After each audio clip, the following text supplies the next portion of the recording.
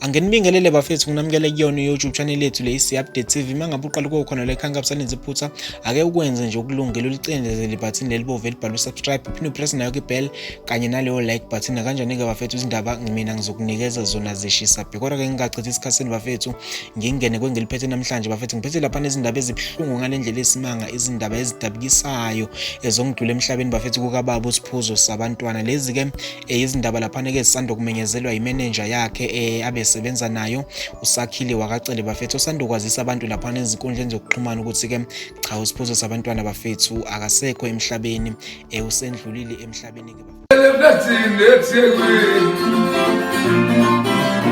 Abunga ayinazo zivorsese Abunga ayinazo zivorsese Atoza ngaye vorseseni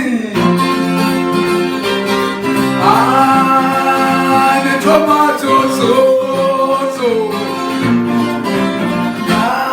ne tomato so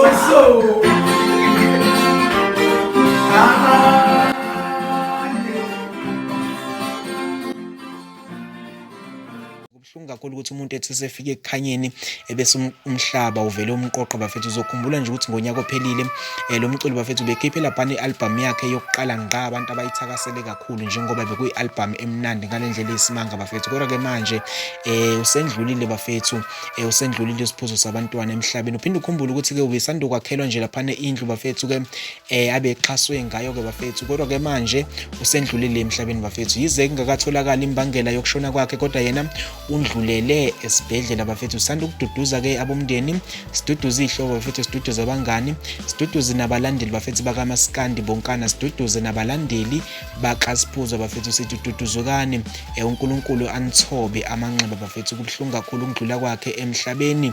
Esefikile bafethu ke ekukhanyeni, esefikile kwampumelelo bafethu. Umhlaba wavele wakhetha ukumqoqa. Kubuhlungu kakhulu bafethu. Izona lezi izindaba engisiphethe namhlanje ngithi mina uqinisekisa ukuthi uyasubscribe khona la ekhaya, mina ngizoyivala khona la ngithi sengembe.